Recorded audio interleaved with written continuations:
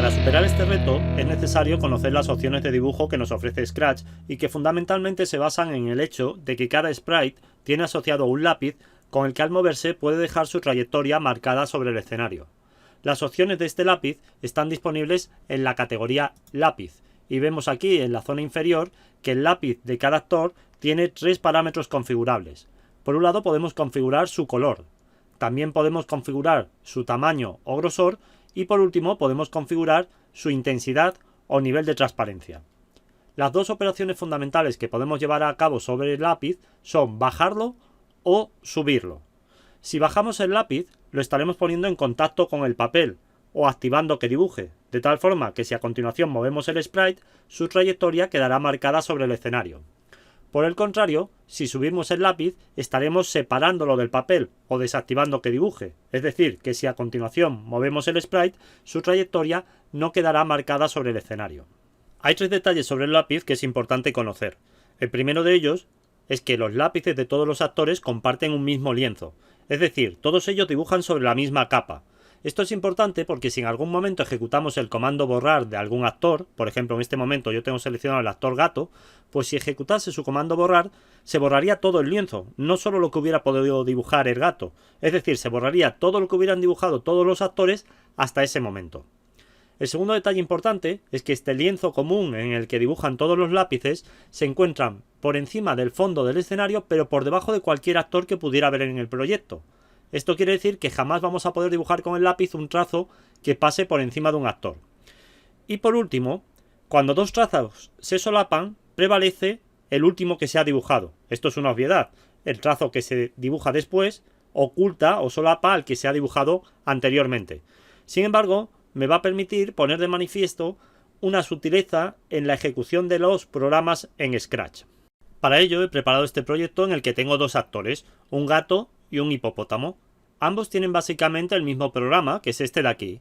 Al presionar la bandera verde, llevan al actor a una posición inicial, configuran un color para su lápiz, un grosor, bajan el lápiz, mueven el actor y suben el lápiz. La única diferencia entre ambos actores es que para el gato he configurado un color azul y para el hipopótamo un color rojo, y que el gato se va a mover hacia la derecha y el hipopótamo se va a mover hacia arriba. De tal forma que si yo ejecuto esta aplicación obtenemos el resultado esperado. Vemos los 2 trazos, el del gato y el del hipopótamo. Y podríamos preguntarnos por qué el del hipopótamo ha solapado al del gato. Evidentemente tiene que haber sido porque el trazo del hipopótamo se ha dibujado después que el trazo del gato. Pero ¿por qué se ha dibujado después el del hipopótamo si los programas de ambos actores responden ante el mismo evento?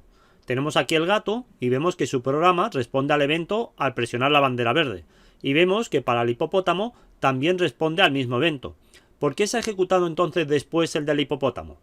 Ha sido después porque Scratch no permite programación concurrente, es decir, no puede haber en realidad 2 programas ejecutándose a la vez, sino que se ejecuta antes el programa de los actores que se encuentran en capas más superficiales. Como podemos ver aquí, el gato está solapando al hipopótamo. Eso quiere decir que el gato se encuentra en una capa más superficial. Por ese motivo su programa se ha ejecutado antes y se ha dibujado el trazo azul. A continuación se ha ejecutado el programa del actor que se encuentra en la capa siguiente, que es el hipopótamo, y se ha dibujado su trazo rojo. Si yo fuera ahora a la categoría apariencia y en esta categoría ejecuto el comando enviar al frente, vemos que ahora es el hipopótamo el que está por delante del gato. Y si vuelvo a ejecutar el programa, voy a borrar primero el escenario, pulsando borrar. Si vuelvo a ejecutar el programa, vemos que ahora es el trazo del gato el que solapa al del hipopótamo, porque ahora el gato se encuentra por debajo del hipopótamo y consecuentemente su trazo se ha dibujado después.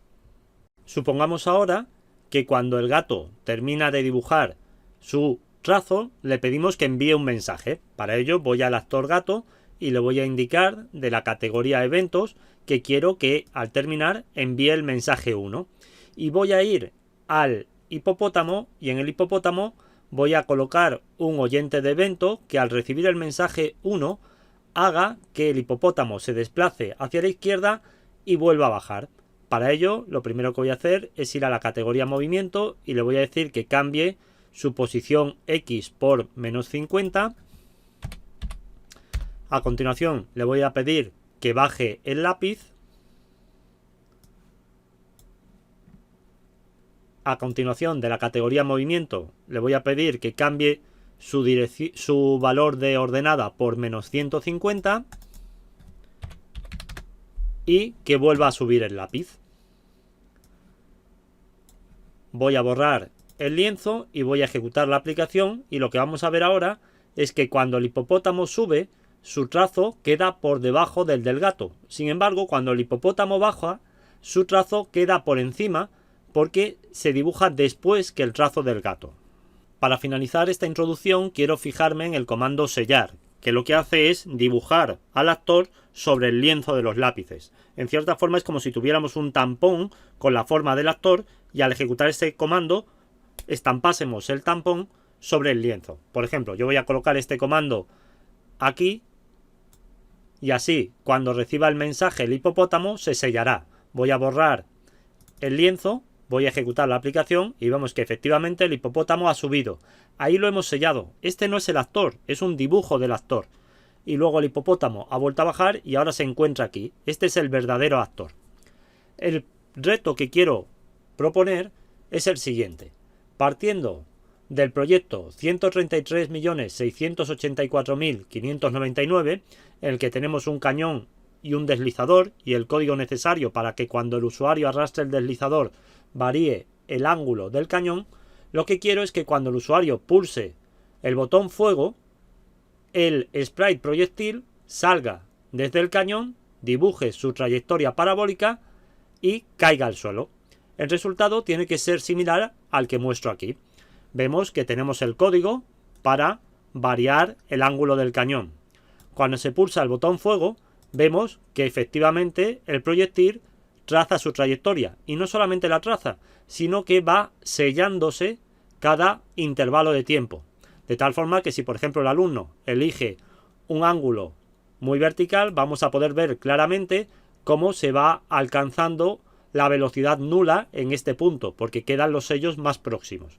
Otro detalle es que cuando pulsamos el botón fuego, el propio botón fuego y el deslizador desaparecen para evitar que el alumno pueda cambiar esos parámetros durante el disparo. Por ejemplo, si yo lo coloco aquí y pulso el botón fuego, vemos que ambos elementos desaparecen hasta que termina el vuelo del proyectil. A continuación voy a dar algunas pistas para superar este reto. En primer lugar, nosotros tenemos nuestro proyectil situado en las coordenadas menos 195, menos 83. Y de ningún modo nos va a interesar que el alumno lo pueda lanzar más allá de los límites del escenario.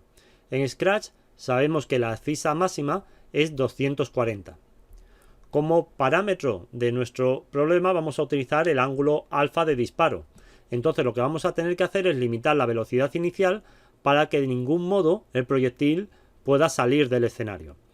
Como sabemos, el alcance máximo en el tiro parabólico se obtiene para un ángulo de 45 grados. Y también conocemos que las ecuaciones del tiro parabólico son x igual a x sub 0 más la velocidad inicial por el coseno del ángulo y por el tiempo, e y igual a y sub 0 más la velocidad inicial por el seno de alfa y por el tiempo, y menos un medio del producto de la gravedad por el tiempo al cuadrado. Nosotros lo que vamos a imponer es que cuando se encuentre en esta posición, la CISA sea 240. ¿Cuándo se va a encontrar en esta posición? Pues obviamente cuando la coordenada y sea igual a y sub 0. Es decir, cuando toda esta parte de aquí sea 0. Eso va a ocurrir cuando t sea igual a 0, obviamente, en el instante inicial, y también, que es lo que nos interesa, cuando t sea igual a v sub 0 por el seno de alfa y por 2 partido de g.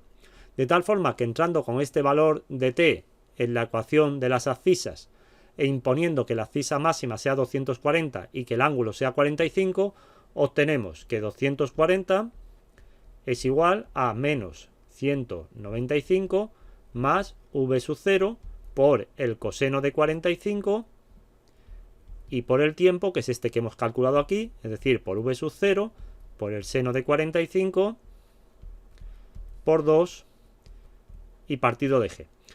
El coseno de 45 es igual al seno de 45 y es igual a raíz de 2 partido de 2, de tal forma que obtenemos, pasando el 195 al otro lado, que 435 es igual a v sub 0 al cuadrado, raíz de 2 al cuadrado que es 2, 2 al cuadrado que es 4 y por 2 partido de g, de tal forma que este 2 multiplicado por este 2 da 4 y se va con este 4 y obtenemos entonces que la velocidad inicial tiene que ser igual a la raíz cuadrada de 435 por la gravedad, que vale 9,81, y esto resulta ser aproximadamente igual a 65 metros por segundo. La siguiente pista es que vamos a tener que establecer alguna forma de comunicación entre los actores, porque necesitamos que cuando se pulse el botón fuego se enteren la regla y el deslizador para desaparecer, pero también la bola del cañón para colocarse aquí e iniciar su vuelo parabólico. Y a su vez vamos a necesitar que cuando la bola del cañón llegue nuevamente al suelo se enteren el botón fuego, el deslizador y la regla para volver a aparecer. Existen varias formas en Scratch de comunicar unos sprites con otro, pero posiblemente la mejor es utilizar mensajes. Lo que vamos a hacer es que cuando se pulse el botón fuego se envía un mensaje. Voy a empezar por ahí, voy a ir al botón fuego y de la categoría eventos voy a establecer inicialmente su estado inicial. Al presionar la bandera verde quiero que de la categoría apariencia esté visible. Y también de la categoría eventos quiero que cuando se haga clic sobre este objeto, lo primero que tendrá que hacer de la categoría apariencia es esconderse, pero también vamos a hacer que envíe un mensaje. Por ejemplo, que envíe un mensaje nuevo que vamos a llamar fuego. Y pulso el botón OK. De tal forma que si ahora voy, por ejemplo, a la regla, le puedo decir de la categoría eventos que al presionar la bandera verde quiero también que esté visible, pero que de la categoría eventos, cuando reciba el mensaje fuego, quiero que de la categoría apariencia se esconda. Y esto mismo es válido para el deslizador.